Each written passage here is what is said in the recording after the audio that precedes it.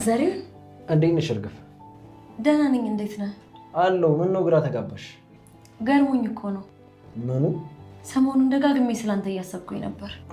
ዘግይቶ የመጣ ዝናብ የጠወለገች ጽጌረዳን አያድናትም። እሱ ደግሞ ምን ማለት ነው? ስላየሁሽ ደስ ብሎኛል። እንዴ ምን ሆኖ ነው? አመሞት እንዴ? ምን በስንት ጣዕሙ ተቃጠልኩ እኮ። እንዴ እኛ ደግሞ ምን አደረግን? ምን አደረግን ይሉኛል እንዴ? ተውኛኩ ተውኛኩ በቃ። ቆይና ሴርስ እነሱን ታያቸው አንዬ። እንዴት ጭራሽ መጫወቻችሁ አደረጉኝ እኮ። ምን አደረች? እናት ለክብሯ የምትጨነቅ ሴት እንደሆነች ነግራኛለች። ተሳሳተች እንዴ? አዎ አልተሳሳተችም። እና ደግሞ ተምቹ ቤት ድረስ መጥቶ በመረበሽ ያንን ክብሯን ተከፍቷታል። ዘሪውንን ትወጂዋለሽ? ከምነግርሽ በላይ እውነት እዚህ ውስጥ ታስረሽም ትወጂዋለሽ? ፍቅር እኮ በጣም ከባድ ነገር ነው። አይገርምሽም? ሳይቀጣጠሩ ይገናኛል ማለት እንደዚህ ነው። ልጁ ማን ነው? ቺኳ ነው። ተምቹ ድንብላል። ኧረ እባክሽ ቀስ በሰው ይሰማሃል። ማንም ቢሰማኝ ያገባኝ። ስለማንም ግድ አይሰጠኝም። እባክህ ዘሪውን ተለመነኛ እንዴ። ድንብላል ምንድን ነው አትናገሪም እንዴ? አይደለም እትዬ። ይቺ ልጃችሁ ልታሳብደኝ ነው። ምን አደረገች? ኧረ እትዬ ዝም በሉት። የሆነ ነገር ነካ አድርጎት ነው እንጂ እንዲህ በጤናውማ አያወራም። ማን ተረጋጋው። ሀሳቧን ትንገረኝ። ይሄን ልጅ በጮት ምንም የሚሆን ነገር የለም። አንቺ ደግሞ ሂጂ ግቢና ስራሽን ስሪ። ከመልክ መልክ የለኝ፣ ከገንዘብ ገንዘብ የለኝ። ታዲያ ምን ነው የወደደችኝ? እንደው ዝም ብዬ ሳስበው ትንሽ ሳይስት አይቀርም። ድንብላል በዛ ላይ ደግሞ የኔ ይሄ ያባወራ ቤት ነው። እሱን እኮ አውቃለሁ። አሁን ለወቅስሽ አይደለም። ታዲያ ምን ሊሉኝ ነው ሰው የመጡት? ከዚህ በኋላ ግን እንደዚህ አይነት ነገር እንዲደገም አልፈልግም። ሰላም ጤና ይስጥልኝ። ክብሯንና ክብሯን የቻናሌ ቤተሰቦች ሰላማችሁ ይብዛ። በዓለም ዳርቻ ያላችሁ ወገኖቼ በሞላ ዛሬ ደግሞ ኖላዊ ይዘን መተናል ማለት ነው። አባባ ኖላዊ ወደ ፋኖስ ጋር እንግዲህ የሆነውን ነገር ይቅርታ ለመጠየቅ እና ቸምቹና አሴር ልከዋቸው ነበረ። ታዲያ በላኳቸውን መሰረት ሊሳካላቸው አልቻሉም። እንዲያውም ሰድባ እናንተ እርጋጦች ከዚህ ሂዱልኝ በማለት ሰድባን ያባረረቻቸው። እነሱም ታዲያ በዛም ቀን ሳይመጡ ወደ አባባ ኖላዊ ጋር በማግስቱም ዘግይተው ስለነበረ የመጡ ታዲያ ከራርሞ ነበረ። ጆሮም ወደ አባባ ኖላዊ ቤት የሄደው። እሳቸውም ታዲያ እንዴት ሳትመጡ ትናንትና ስጠብቃችሁ፣ ዛሬም አርፈቼን ስጠብቃችሁ ለምንድን ነው ያልመጣችሁት ብለው ይጠይቃሉ። የሄዳችሁበት ነገር አልተሳካም ወይም ተሳክቷል ብላችሁ እንኳን ለምንድን ነው የማትነግሩኝ በማለት ይናገራሉ። ነገሩ ስላልተሳካ ይመስለኛል ቶሎ ያልመጣችሁት በማለትም ይጠይቁታል አሴን።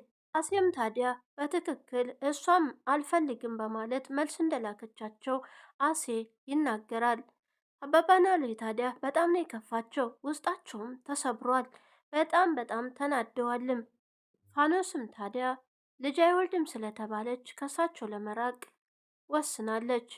እሳቸውም ደግሞ ከስንት ጊዜ በኋላ ከእሷ ጋር በመገናኘታቸው በጣም ደስተኛ ነበሩ። አሁን ላይ ታዲያ በተፈጠረው ነገር ልባቸው ተሰብሯል። አሴም ታዲያ ሴት ቢሄድ ሴት ይመለሳል በማለትም ለማረጋጋትና ቀልድም ጨመር አድርጎ ለማሳቅ ይሞክራል። እሳቸው ግን በጣም ስለተናደዱ እንደ ፋኖስ የምትሆን ሴት የለም፣ ፋኖስ ለእኔ ለየት ያለ ሴት ናት፣ እሷን ሳገኝ ሁሉ ነገር ይስተካከላል፣ ይሳካል፣ ህይወቴንም እጀምራለሁ ብዬ አስቤ ነበረ በማለትም ይናገራሉ። ጆሮም ታዲያ አልፈልግም ብላለች ሲላቸው በጣም ይናደዱና ህይወቴንም ተስፋዬንም ለመስጠት የተዘጋጀው ሰው ነበረ። ገና በልጅነቴ እንደዛ አይነት ነገር እየደረሰብኝ በጣም ተናደው በብስጭት ነበር የተናገሩት። በአንድ በኩል ደግሞ ቸምቹ ወደነ ወይዘሮ ሜላት ቤት ይሄድና ማንም ሳያየው ሰተት ብሎ ሳሎን ድረስ ይገባል። ታዲያ ድንብላልን በመጥራት በጩኸት ትወጅኛለሽ ወይስ አትወጅኝም በማለት በጥያቄ ያፋጥጣታል። እሷም ታዲያ አቦዬ አባቴ እባክህ ውጣልኝ፣ እነሱ ሳያዩህ ውጭ እንነጋገራለን እንኳን ብትለው እሱ ግን ሊሰማት አልቻለም። ጮክ እያለ ትወጅኛለሽ ወይስ አትወጅኝም የሚል ጥያቄውን ያቀርብላት ጀመር። እሷ በፍራቻ ወዲያና ወዲህ እየተገላመጠች እባክን ውጣልኝ በማለት ትነግረዋለች። ወይዘሮ ሜላትም ታዲያ ጩኸቱን ሰምታ ትመጣና ምንድነው የተፈጠረው ብላ ትጠይቃለች። ቸምቹ ታዲያ በጣም ናፍቀሽኛል፣ ከዚህም በላይ ራሴን መቆጣጠር አልችልም በማለት እንደ እብደት አድርጎት ነበር የገባው ቤት ውስጥም። ታዲያ ወይዘሮ ሜላትም ለማረጋጋት ትሞክራለች። ድንብላልም ታዲያ ከዚህም በፊት ወይዘሮ ሜላት የአባወራ ቤት የተከበረ ቤት ነው፣ እዚህ ቤት ወንድ ማምጣት የተከለከለ እንደሆነ ተነግራ ነበረ። ታዲያ ያን ነገርም ስላለባት በቃ ከስራ የተፈናቀልኩ በማለት እባክህ ውጣልኝ በማለት እየለመነችው ነበረ። ታዲያ ወይዘሮ ሜላትን ብትመጣ እሱ ቀጥሎበታል። ትወጂኛለሽ እያለ ጥያቄውን አሁንም ያከታትላል። እኔን አፍቀሽኛል፣ እውነቱን ንገሪኝ በማለት እያፋጠጣት ነበረ። ወይዘሮ ሜላት ግን አረጋግተው ምንድነው የተፈጠረው እስቲ ቁጭ በል በማለት ታዲያ ሁለቱንም ለማረጋጋት ሞክራ ታዲያን ምክርም ቢሆን ለቸምቹ ለግሰዋለች። ቸምቹም ታዲያ ከወጣ በኋላ ድንብላልን ገብታ ኩሽና ከዚህም በኋላ እቤት ውስጥ ወንድ እንዳታመጪ፣ ይሄ ቤት ያባወራ ቤት ነው፣ የተከበረ ቤት ነው በማለትም ተናግራታል። በክብሬ የሚመጣብኝ ሰው አልወድም፣ እኔም በክብሬ አልደራደርም በማለት ነበር የተናገረው። አሁን ተቆጥቼሽ አይደለም፣ ድጋሚ ግን እንደዚህ አይነት ነገር እንዳይደገም እኔ ውጭ ሆይ ሄደሽ የፈለግሽውን ነገር ፈጽመሽ መምጣት ትችያለሽ፣ አልከለክልሽም በማለትም ለድንብላል ትነግራት። ቸምቹ ታዲያ ከዚህም በፊት ወይዘሮ ሜላት ጋር የተዋወቀው እርግብ የእሷ ልጅ በነበረችበት ሰዓት ለእርግብ ፍቅረኛው የውሸት ሆኖ ነበር የመጣው። አሁን ላይ ግን እውነተኛውን ፍቅሩን ይዞ ነው። ለእርግብ ስታስተዋውቃት ጠብር ግፍ ብላ ቤቷ ውስጥ ምግብ አዘጋጅታ ደግሳ በክብር አዘጋጅታ ጠርታ ጋብዛው ነበር። ግብም ታዲያ እጩኛዬ ነው ከአሜሪካን ነው የመጣው በማለት ነበረ ያስተዋወቀቻት። አሁን ላይ ታዲያ ወይዘሮ ሜላት አየህ ወጣትነት እንዴት ደስ ይላል ትለዋለች። እንዴት ብሎም ሲጠይቃት ያኔ በውሸት ፍቅር መተህ ነበር የተገናኘን፣ ሳትወዳት በውሸት መተህ ነበር የተዋወቅ ነው። አሁን ግን ህይወት በእውነተኛው ፍቅር አዙሮ ይኸው አመጣህ በማለት ነበር የመከረችው። ለቸምቹም የሚገባውን ምክር ሰጥተዋለች። ታዲያ እሱም ድንብላልንም አንድ ላይ አስቀምጣ ትወጂዋለሽ ወይ በማለት ትጠይቃታለች። ድንብላል ታዲያ በፍርሃቻ ወይዘሮ ሜላትን ስለፈራች እንደማትወደው ተናግራ ትሄዳለች። ችምቹም ድንብላል ትወድሃለች፣ ይኸው አትወደኝ አልወድህም አለችኝ እኮ ሲላት፣ እኔ የሴት ነገር ይገባኛል፣ ስለ ሴቶች አንተ ምን ታውቃለህ? ስለዚህ አልወድህም ማለት እሷ በልቧ በጣም ነው የምትወድህ በማለት ትነግረዋለች። ሴት ስለሆን ሁሉንም ነገር አልፌበታለሁ፣ ታዲያ በቀላሉ ለመረዳት አያስቸግረኝም በማለትም ነው የነገር። ቸምቹም ታዲያ በጣም ደስ ብሎት ነው የወጣው። በአንድ በኩል ደግሞ ቅዱስ ሰላም እወድሃለሁ ስላለችው ቆይ ምንን አይታ ነው የወደደችኝ? ምንም የሚወደድ ነገር አለብኝ? ታዲያ ገንዘብ የለኝ ከመልክ መልክ የለኝ ለምንድን ነው እወድሃለሁ የምትለኝ? በማለት እየተጨናነቀ ነው ያለው። ሰላምዬ ታዲያ ባለፈው ጽዮን ባለችበት እወድሃለሁ ብላ ነግረው ነበረ። ታዲያ እውነት ነው ወይስ የውሸት? እውነት ሰላሜ ወዳይ ነው ወይስ የውሸቷን ነው? በማለት በጣም የተጨናነቀ ቅዱስ ታዲያ ለሀና ይነግራታል። ሀንቾም ደግሞ ሰላምዬ በተኛችበት እፈልግሻለሁ አሁን ልናወራ በማለት ትቀሰቅሳታል። ታዲያ አሁን ማውራት አለብን ተነሽ ብላ ደክሞኛ ልተኛ ስትላት በግድ ታስነሳና ለምንድን ነው ቅዱስን እወድሃለሁ ያልሽው? ግን ደግሞ ወደሽው አይደለም አይደል? በማለት ትጠይቃታል። ታዲያ የወደደችው መስሏት ምናልባት እስቲ ንገሪኝ በማለት ስትጠይቃትም ጽዮንን ለማራቅ ነው፣ ምናልባት እኔ ወደድኩ ካልኩት ጽዮንን ሊርቃት ይችላል በማለት ነበር የነገረቻት። ሀናም ታዲያ ይህን ነገር የውሸት ፍቅር ከሆነ ይቅርብሽ፣ በኋላ ደግሞ ወድሃለሁ ብለሹ እሱ ካፈቀረሽ ይጎዳል፣ ቅዱስ የዋህ ሰው ነው እንዳሉት ነው የሚሄደው፣ ስለዚህ ይቅርብሽ፣ ልጁን አትግጁ በማለት ሰላምዬንም ትነግራታል። ሀንቾም ታዲያ የውሸት ፍቅር እንደሆነ እነግረዋለሁ ስትላት መናገር የለብሽም ከተናገርሽ የኔ እህትነት እና ያንቺ እህትነት ይቋረጣል። እኔ ለሱ ጥቅም ብዬ ነው ከጽዮን እንዲርቅና ህይወቱን እንዲኖር ብዬ ነው በማለት ትነግራታል። ታዲያ ምን ልታረጊ ነው በኋላ ስትላትም በቃ ከራቃትም ያቆማል፣ በቃ ይቆማል ሁሉም ነገር በማለት ነው በአጭሩ የነገረቻት። ሀና ታዲያ ልጁ የዋህ ስለሆነ እንዳይጎዳ በጣም ፈርታለች። ምናልባት ሰላምዬ ቆንጆ ናት እንዴት ልትወደኝ ቻለች በማለት ነገሩን እያብሰለሰለ ነው። ግን ደግሞ በኋላ ወዷት አልፈልግህም ብትለው ቅዱስ በጣም ይጎዳል በማለት ሀንቾ በጣም እያሰበች ነበረ። ቅዱስ ግን ጽዮንን በጣም ነው የሚወዳት። ነገር ግን አሁን ላይ እሱም ከጽዮን ለመራቅ ወስኗል። ምክንያቱም በጣም እንደምትጎዳው በደንብ ገብቶታል።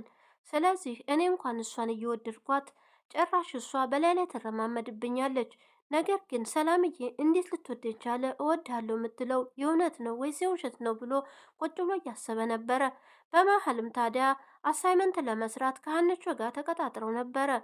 ግን ደግሞ ሀንቾ ምክር መክረዋለች። መጀመሪያ ራስክን አስቀድም፣ ጽዮንም ሆነች ሰላም እወድሃለሁ ስላሉህ እውነት እንዳይመስልህ፣ እነሱ ህይወታቸውን እየኖሩ ነው። ስለዚህ አንተ ህይወትህን ኑር በማለት ነግረዋለች። ታዲያ ሰላምዬ ግን ምንን አይታ ነው እኔ መልክ ይሉኝ መልክ የለኝ፣ ገንዘብ ክሉ ገንዘብ የለኝ ሲላትም አንተ ማንነትን ብቻ ኑር፣ የራስህን ህይወት የራስህን ወንድነት መኖር አለብህ፣ ለሰው አትጨነቅ፣ ለሰው አታስብ በማለት መክረዋለች። በነገራችን ላይ አሳይመንቷቸውንም አብረው እየሰሩ ነበረ። ታዲያ ሀንቾ ፍቅር ጥሩ ነገር ነው፣ ነገር ግን መጀመሪያ ራስህን ውደድ። ግን ደግሞ ጽዮንም ሆነ ሰላምዬ ወድሃለሁ ስላሉህ ራሳቸውን ወደው ነው መጀመሪያ። ስለዚህ ስለ እነሱ መጨነቅ ማቆም አለብህ በማለት የተሰጡትንም አሳይመንት በጣም ከባድ ስለሆነ ሌሊቱን ሙሉ ሲመራመር ቢያድርም ሊሰራው አልቻለም። ነገር ግን ሀና ሰርታ አስረክበዋለች። ምን አይነት ጭንቅላት ያላት ናት ሀንቾ! በአንድ ሌሊቱን ስጨነቅ አድሬ እሷ በአንድ ልትሰራው ቻለች በማለት እየተገረመ ነበር። አንድ በኩል ደግሞ እንግዲህ እርግብ ቸምቹን እያሰበች መጀመሪያ የተገናኙበትን መንገድ እሱን እያሰላሰለች በደስታ ፈገግ እያለች ነበረ። በፊት አትወደውም ነበረ። አሁን ላይ ግን እሱን ታዲያ እርግብም ፈገግ እያለች ያሳለፈችውን ነገር በደስታ እያየችው ነበር። አሁን ላይ ታዲያ በጣም ስለምትወደውና እንደምታፈቅረው ለራሷ እያሰበች ነበረ። በዛም መሀል ሳለ ቸምቹና ጆሮ ሊጠይቋት ይሄዳሉ። እስር ቤት ሄደው ያስጠሯታል። ታዲያ ስታየውም በጣም በደስታ ፈገግ ትልና እንኳን የመጣህስ ሳይህ ደግሞ የበለጠ ደስ አለኝ። አሁን ቁጭ ብዬ እያሰብኩ ነበር ስላንተ በማለት ትነግረዋለች። ስለ እኔ ለምንድን ነው የምታስዩ ሲላትም በጣም ስለምወድህ ነዋ በማለትም ትነግረዋለች። ቸምቹ ግን አሁን ላይ ሁለት ልብ ሆኗል። ድንብላልን ስለሚያፈቅራት እሷን ደግሞ ተወት አድርጓታል። ታዲያ እሷን እወድሃለሁ ስትለው ጀነን እያለም ኧረ እባክሽ አሁን ነው ወይ የታየሁሽ? በፊት ለምን አልወደሽኝም? በፊት ስትቀልጅብኝ አልነበረም ወይ? ይህን ነገር በፊት ብትነግሪ ነበር ጥሩ ነበረ። አሁን ላይ ግን በማለት ነግሯታል። አሁን ላይ ምን ስትል ያን ጊዜ በፈለግኩ ሰዓት ሳገኝህ ምንም አትመስለኝም ነበረ። አሁን ግን ሳጣህ ነው የገባኝ አሁን በጣም የወደድኩህ ብላም ስትነግረው እሱ ግን በተረት አድርጎ ነግሯታል። የዘገየ ዝናብ የጠወለገን አበባ አያለመልብም በማለት ይነግራታል። ምን ማለት ነው ይሄንንስ? በማለት ነበር እሷም ግራ የተጋባ። ታዲያ እስካሁን ድረስ ጠብቄሽ ነበረ፣ ግን ደግሞ አንቺ ዘግይተሻል የሚለውን በተረት አድርጎ ነው የነገራት። ከዛም ጥሏት ይሄዳል። ታዲያ ለጆሮም ምን ለማለት ፈልጎ ነው ስትለው ይሄን ሰሞን አጃ ግራንጃ ነው የሚናገረው፣ እኔም ሊገባኝ አልቻለም በማለት ነበረ እርግብን ጥሏት ሄደው። እርግብን ግራ ተጋብታለች። ድንብላልም ታዲያ ሀና ስትጠይቃት ቸምቹ መጥቶ ነበር በማለት ስትጠይቃት አዎ ግን ደግሞ ለምን አልወድህም አልሽው ብላም ስትጠይቃት እንግዲህ ወይዘሮ ሜላትን እንደፈራች ትነግራታለች። ታዲያ ሀናም ምክር መክራት ወጥታለች። ምክንያቱም ወይዘሮ ሜላት ሁሉ ነገር ይገባታል። እናቴ የዛን ያክል ክፉ አይደለችም በማለትም ነግራታለች። ታዲያ ገና ከምሰራበት ቤት ያስወጣኝ ነው ወይ በማለትም በፍራቻ ነበር የገለጸችው። ግን ደግሞ በጣም ነፍሷ እስከሚወጣ ትወደዋለች። እሱ ግን እርግብን በፊት ስለሚያፈቅራት ምናልባት ወደ እርግብ ይመለሳል የሚል ሀሳብ ነበረ። አሁን ላይ ግን ድንብላልን ነው እያፈቀረ ያለው። ነገር ግን ሴና ቸምቹ የራሳቸው የሆነ ስራ የላቸውም። አሁንም ቢሆን የጎዳና ላይ ነው ሲንገላወዱ የሚውሉት። ግን ደግሞ እዚህ ላይ የሆነ ለውጥ ማሳየት አለባቸው። ምክንያቱም ቸምቹም ቢሆን ድንብላልን አፈቀርኩሽ ወይም እርግብን አፈቀርኩሽ ለማለት በባዶ እጅና በባዶ ኪሱ አስፋልት ላይ ቁጭ ብሎ ነው። ግን ደግሞ ለውጥ ማምጣትም አለባቸው። ሁሉም ታዲያ በፍቅር ያለቁ ናቸው። አንዱን አፍቅሮ አንዱን ደግሞ ለመተው ይቸገራል። ስለዚህ ቸምቹም ያሆኑበታል። ሁለቱንም ነው ያፈቀራቸው። ነገር ግን አሁን ላይ ወደ ድንብላል ሳይሆን አይቀርም። ደግሞም አብረው ሊሆኑም ይችሉ ይሆናል። ድንብላልም እምወደውን ሰው ልቡን ሰብሬ ነው የመለስኩት፣ ምን ማድረግ እንዳለብኝ አላቅም በማለት በጭንቀት ውስጥ ነበረች። ሀንቾም ታዲያ እኔ ቸምቹን አናግረዋለሁ፣ አንቺ በቃ አታስቢ ተኚ በማለትም ነው ከመክፍሏ ትወጣለች። ድንብላል ታዲያ ድጋሚ መጥቶ ስራውንም ሊያሳጣት ይችላል። አሁን ላይ ወይዘሮ ሜላት እዚህ ቤት እንዳይመጣ ማስጠንቀቂያ ሰጥታታለች። የመጨረሻም እድል ተሰጥቷታል። ነገር ግን ቸምቹ ስትናፍቀው ድንገት መጥቶ ደግሞ ከስራዋም እንዳያጣላት ታዲያ ድንብላልም አሁን ላይ ወደ እስር ቤት ተጉዛ ነበረ። እዛም ሄዳ እርግብን ለመጠየቅ እርግብም ደግሞ ስትመጣ እኔ ትመጫለሽ ብዬ አስቤሽ አላውቅም ነበር ስትላት፣ እኔም በሰው ቂም መያዝ አልወድም፣ ነገር ግን አንድ ጥያቄ ያለኝ፣ አሁንም ትወጂዋለሽ ወይ ቸምቹን በማለት ትጠይቃታለች። እሷም ታዲያ ነፍሷ እስከሚወጣ እንደምትወደው ስትነግራት አወይ አባቴ በማለት ከፍቷት ልቧ ተሰብሮ እንግዲህ ከእስር ቤት ተመልሳለች። እርግብም ምን ሆና ነው ይች ልጅ በማለት ብትጠራትም በቃ እኔው አይደለሁ የመጣሁት እኔው መሄድ አለብኝ በማለት ከፍቷት ተመልሳለች። ምን ይፈጠር ይሆን ቀጣይ አብረን እናየዋለን። ላይክ፣ ሰብስክራይብ እንዲሁም ሸር በማድረግ አበረታቱኝ ወገኖቼ። በያላችሁበት ሰላም ሁኑልኝ። ፈጣሪ ይጠብቃችሁ። መልካም ቆይታ ይሁንልን። ባይ ባይ።